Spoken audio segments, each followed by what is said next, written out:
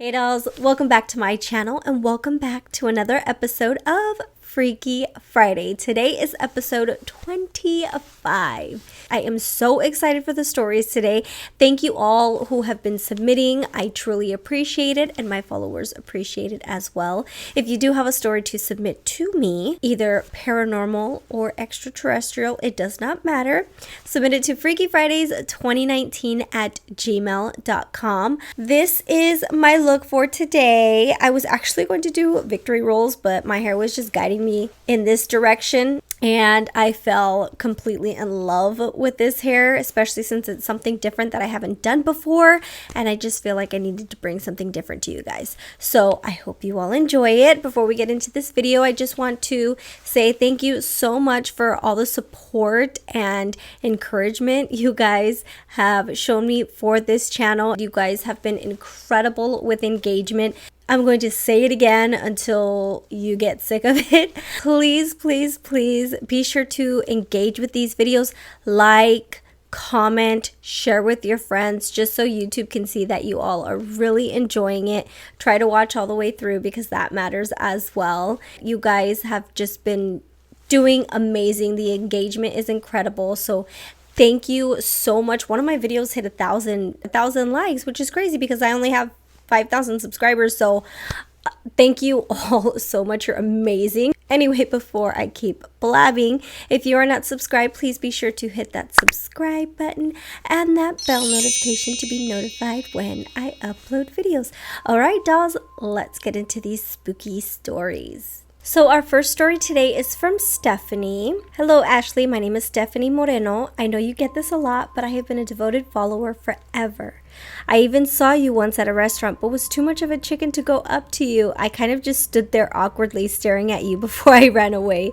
I know it's creepy, but hey, that's me. Oh, that is so sweet. Never be too chicken to come up to me. It honestly, I know I say this all the time, but it really, really does truly make my day. And I just love seeing your faces and actually love meeting you. So if you see me again, please, please, please, I beg you, please come up to me. Anyways, I have a few stories. A little backstory about me. I have always been very sensitive to spirits and people's energies. And for whatever weird reason, I can always tell when someone is pregnant and the gender before it is ever announced. And I am proud to say I have never been wrong till this day. Okay, sorry, rant over. Story 1. Back in 2011, after having my son, I had made the decision to go back to school full time. So to help me and my husband save money, we moved into my husband's childhood home with my father and brother-in-law. The way the house is positioned, it doesn't get much sun throughout the day, so the house is always very dark no matter what time of day it is. I have always had an uneasy feeling in that house. But hey, we needed to save money. I would always get an uneasy feeling in the kitchen, especially right in front of the sink. You would have this feeling as if someone was right behind you and just about to jump on you to scare you. I would make my husband wash our son's bottles for the sole reason of being frightened from whatever it was standing behind me, breathing down my neck. One particular night, my husband was in the kitchen washing our son's bottles. I was in our room with our baby, just playing and rolling him around on our bed. And the only light I had in the room was the glow of the TV. My back was facing toward our bedroom door, and my son was facing the door. All of a sudden, it got very still and quiet. My son looked just above my left shoulder with a look of sheer fear and panic on his face and crawled backwards only to be stopped by the wall. At that point, I just felt the ugliest, hottest breath on my neck. So of course I grabbed my son and booked it out of that room, to my husband saying a prayer as I ran. Needless to say, I didn't sleep well that night. I wonder if your son ever remembers seeing that. That is so scary. Story 2. The nightmares. Probably about a month of living at my father-in-law's house, I started having the same reoccurring nightmare almost every other night. In my dream, I would be able to see myself sleeping in my bed next to my husband. In a room I can only describe as a sunroom. The room had only screens and no windows, and I remember it being such a bright white, even with my eyes closed. I would all of a sudden feel a heavy presence lay on top of me and could feel its face just inches from mine. I would try to get my husband's attention and try to have him wake me, but of course, only failing at that. I would say to myself in my head, just don't open your eyes, and as if the thing was laying on top of me could hear my thoughts, would only reply in a hot, raspy voice to say, no, go ahead and do it. Open your eyes. I dare you. I would always wake up after that point in a sweat and try to go back to sleep. I finally had enough of keeping this horrible occurrence to myself, so I spoke to one of my coworkers, and she, being pretty religious, told me every night before I go to bed to say a prayer out loud. I started saying a prayer every night and the nightmares stopped. Even to this day, I can still hear that voice in my head. Oh, I'm picturing that voice and I'm getting the chills right now because it's really freaking creepy. Story 3. Again, still living in my father-in-law's house. One morning, I woke up feeling sick, so I decided to stay home and skip school. My husband had left early in the morning for work, as well as my father-in-law. The only people in the house were me and my son in my room, and my brother-in-law in his room across the way. I had just come back after making breakfast and a bottle for my son and had left my door half open.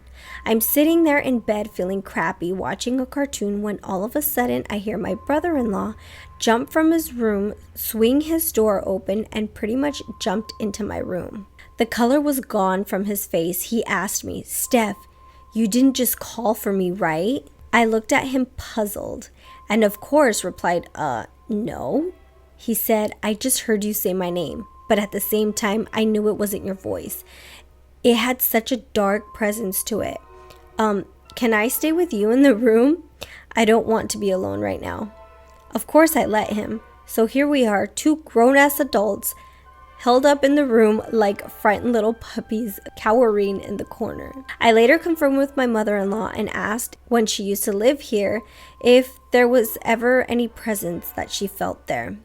She stated the only time she felt something was when her father had passed away, but that was it.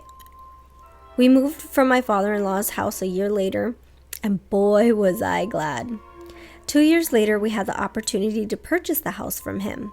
Of course, I told my husband there was no way in hell I would ever live in that house. Sorry for the long email, just glad I had an outlet to finally tell my story. Keep up the Freaky Friday videos. I always look forward to watching them. Thank you, Ashley, and stay safe during this horrible pandemic. With lots of love, Stephanie Moreno. Thank you so much, my love, and I hope you're staying safe as well. I certainly am. I'm not going out. I'm trying to minimize the trips to the store. Okay, that last one really got me because I know the voice. I can just hear the voice that you're talking about, and it's freaking me out. And then I'm curious to know I don't know how old your son was. I don't know if you said in the story, but I hope he's still not traumatized from that because I certainly would have been. Thank you so much, Stephanie, for sharing your story. This next story is from Misty. Hey girl, love your videos and love these stories. I hope you pick mine. But my name is Misty and I'm from Gallup, New Mexico. And this happened on the Navajo Nation. I was babysitting my nephew and he was 3 years old, and my auntie and uncle had a date night and let me stay there to watch him at the house. We were up until 10:30 p.m. and I started to get sleepy. But as kids, my nephew was wide awake, but then I heard the dogs barking like crazy. There was something trying to get into the house from the back door, and it was scratching and banging. So then I called my auntie. That's when they came home so fast. When they got home, they grabbed rifles and put ashes on them to protect them from who was outside. They started shooting to scare away the skinwalker that was trying to come in. But the scary part was that on the back of the door, there were scratches and blood on the doorknob, like it got shot by someone. I have more stories, but this one was scary. Love you, doll. You know, it's so crazy. Ever since I started doing these Freaky Fridays and hearing about skinwalkers, because I had never heard that before, the term, what they were, until I started doing this. And I absolutely love that you keep sending these stories in, because those things, every time people tell stories about skinwalkers, I can just clearly visualize them and it freaks me out. Thank you so much, Misty, for sharing your story. This next one is titled Mother's Ghost. Hi Ashley, love your videos. My name is Willow and I wanted to share this short story. My mother passed away in 2016 and it's been hard without her. After her passing, I met the love of my life and he definitely helped me cope with her passing. So this occurrence happened a year ago. I had to get some of my stuff from my parents' house because I was moving out. My boyfriend decided to come with me to help. So when we got there, I told him to wait downstairs so I can get something. He said, fine. And when I came back down, he looked very frightened. I asked him what happened, and he said, I saw your mom. I'm skeptical of ghosts, so I didn't believe him, but I asked him to describe her. He described everything to a T of what she had on when she died. I was so shocked because I'm the one that found her dead. I started bawling after he told me that. Till this day, I still think about that moment and how she'll always be watching over me. Hope you liked my story. That one is actually such a sweet story. The fact that your mom came to visit you and made her presence known to your boyfriend. I love that. That is such a sweet story. Thank you so much, Willow, for sharing your story. This next story is titled My Paranormal Story. Hey doll, first of all, my name is Amber Rose. I am a fairly new subscriber. Have watched your videos before due to my mom watching you for a while. Aww. I have so many stories about the paranormal. To be honest, I've never had a day where something paranormal doesn't happen, but this one really scared me. In 2016, I had lived in a house with my mom for about a year or so. One night, my mom was away at a night shift and I was home alone. I was doing the dishes when I heard someone walk up the ramp to the back door and knock. I turned on the back light and no one was there. I ignored it as someone playing a trick. I kept hearing someone on the back ramp stomping and walking. About 5 minutes later, my dog starts growling at nothing. I freak out and grabbed her and took her into the kitchen and closed the divider between the kitchen and lounge. Something started banging on the divider and started shouting and growling. I freaked out more and started crying. As I turned around, there was an old man standing there. As I looked at him, he charged at me and I dropped to the ground screaming and crying. Thank God my mom came home and we did a blessing of the house. Didn't hear her side for a few days. Sorry this is so long, but hope it gets shared. I love you. It's definitely not long. There are some that are like really long, but they're always so good. So thank you so much for sharing those stories. But that is so creepy to hear shouting and growling. Like, why? Why can't it just be something less intense than that? Thank you so much, Amber Rose, for sharing your story. This one is titled My Dad's Ranchito Story. Hi there, gorgeous. My name is Sandra Mendez and I reside in Austin, Texas. I'm really enjoying your series. This isn't my story, it's my dad's. We're originally from Chihuahua, Mexico. This happened when my dad was a teen. School was out for him, so he went to stay with his tío, tía, and los dos hijos de ellos. Their 2 kids. They had recently moved to our family ranchito en la sierra. The ranchito is a very old adobe house with acres of land. Although it's odd, it's beautiful nonetheless. The ranchito has been in the family for years, if not decades, and was abandoned for a couple of years prior to them moving in. The weekend my dad arrived was the same weekend his tíos and youngest child went into town to do a week's worth of shopping. So my dad stayed with the oldest son at the ranchito. It was getting close to bedtime and the cousin warns my dad not to freak out if he hears anything. So my dad's like, huh? What do you mean? The cousin then proceeds to explain that weird things go on but nothing evil. He then asked my dad if he was okay and not afraid. They could stay up to witness it. And of course my dad was up for it. Being that he was a skeptic of the paranormal, the cousin said it all happened at around 12-ish. My cousin also told my dad to remember how the dinner table was and all of the things that were on the dinner table as well. My dad then says, why, what? If we ate in the family room, the dinner table was never touched. The primo then said, exactly. To add, the dinner table and chairs were made of heavy wood by my dad. Well, 12 o'clock approached and nothing. 12:30, they then started hearing a rustling and dragging sound and whispering. Then it got louder and louder, like people talking, laughing, and plates moving as if they, the spirits, were sitting down to eat as a family. My dad couldn't believe it. He was flabbergasted because he knew no one was home, and the nearest ranchito was about 5 miles or more away. After a while, the noises and all that was going started to fade away. My dad and his primo went to go see. The dinner table chairs were scattered. The plates and cups moved out of place. My dad's primo was not a bother at all, just only that they would have to reorganize the dinner table. But my dad till this day still can't understand how that was possible. That is such a creepy story, and the fact that you're like staying up for this stuff, 12:30, no thank you. I'd rather know nothing about that house and get my butt out of there. Thank you so much, Sandra, for sharing your story. This next story is titled Spooky Gnome Story. I just wanted to say that I'm a new subscriber, but I already love you and your channel. I've been binge watching you all day. Oh, thank you so much, my lovely. But here's the story. Years ago, when my mom and her siblings were kids, they lived and grew up in Michoacan, Mexico. My mom had told me that because they were poor, they had to wash their clothes in the river. One day, my grandma had taken one of her sons, my uncle, to go wash the clothes with her. Not long after they started washing, my uncle had gone missing. My grandma had gone back to their house to tell everyone to help her to look for him. A couple of hours later went by and they ended up finding him. But here's the catch. They found him in the middle of a bush covered with thorns, but not a single scratch on him. They searched around after they cut the bush apart to get him out, and they didn't find anything. They asked my uncle how he got in there, and he said, Los duendes, or the gnomes. My family believes in all stuff paranormal because everyone's experienced something.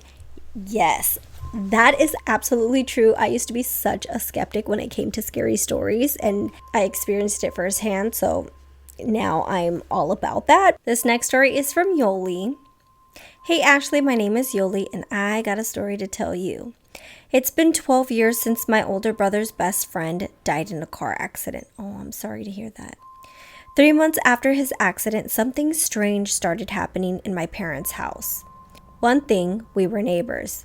So my mom had this centerpiece for the TV and to put pictures on it. And there was this picture of my brother when he was young, just moving around every 2 hours. When I realized it, I saw it turning for no apparent reason.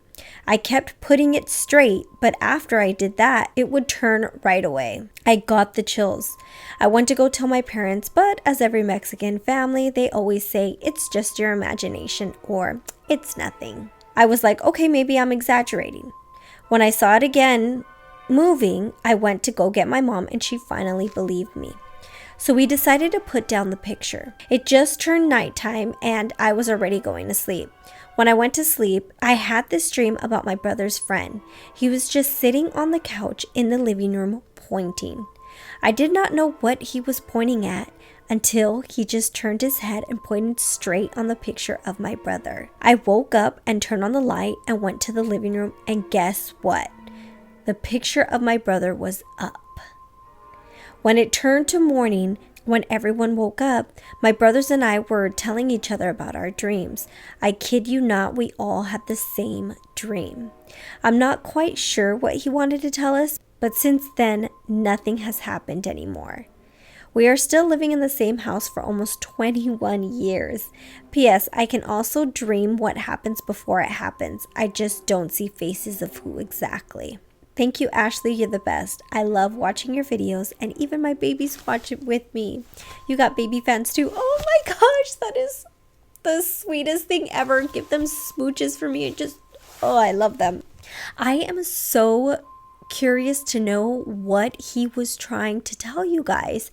I would think that he would keep coming to you guys until you figured it out. It's so odd that it was just that one night and all of you guys had that same dream. So that is crazy. I hope one day you guys figure out what it was, because it certainly was a message, or at least to me, it sounds like it was a message. If you ever find out, come back and let us know. Thank you so much, Yoli, for sharing your story. And the last story for today, I am so sad. I hate when it always comes down to the last story. It makes me... Hi, my name is Andrea, but I go as Andy. I've been a long-time follower on YouTube and remember seeing you at Ink and Iron way back. Oh my gosh, that was way back. I had to choose one of the crazy stories we've had, but this is the creepiest. I'm 29 now. This happened when I was about 20, when I first moved out of my parents' house in Whittier, California. My sister was about 15 at the time. I've lived in that house since I was 8, up until right when I moved out. The house had a phase where a lot of creepy stuff was going on, and this was that time. Me and my sister were watching a movie in the back part of the house and fell asleep on the bed. It was about 2 a.m. and I felt my sister get up. I thought, maybe she's going to the restroom while I was pretty much asleep. I woke up around 10 and I was like, this girl just left me here. Rude. I walked to my mom's room and she was there, so I jokingly said, you left me there. I woke up to myself and I'm laughing, right? And she doesn't find it funny at all. I go, dude, I'm just kidding. And she says, I'll tell you later when we leave. We were going to the Santa Fe Springs swap meet. I was like, okay. And at that time, I already knew it was something because weird stuff was going on. When we're finally in the car, I ask her what happened. She then says, I woke up because I started to get sleep paralysis and I couldn't move.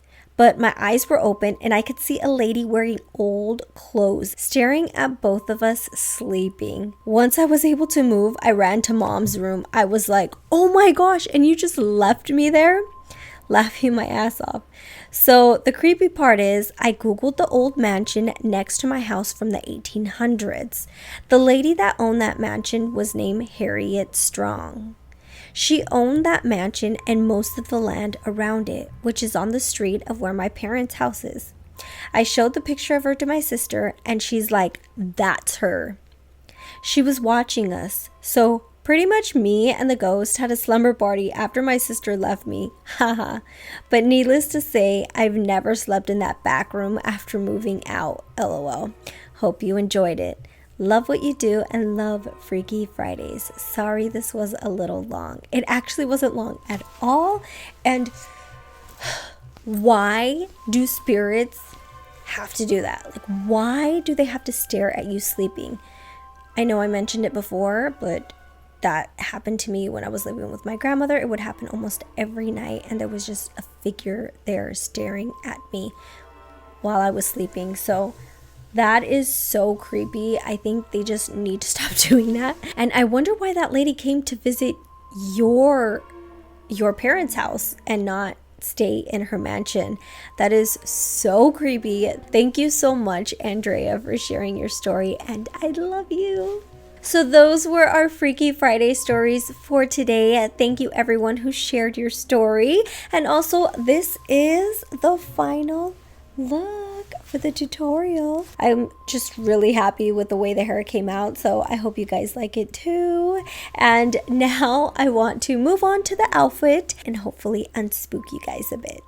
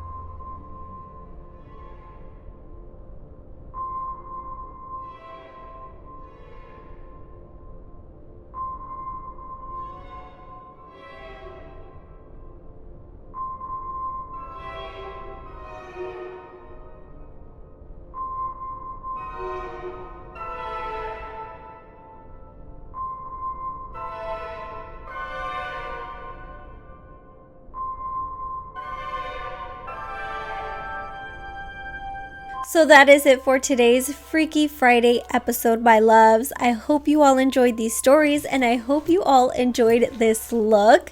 Let me know which story was your favorite in the comments below. Like I said, if you would like to submit a story, submit it to freakyfridays2019@gmail.com. I love you, dolls. I hope you have a Freaky Friday and a fabulous weekend. Stay safe and I love you. Bye.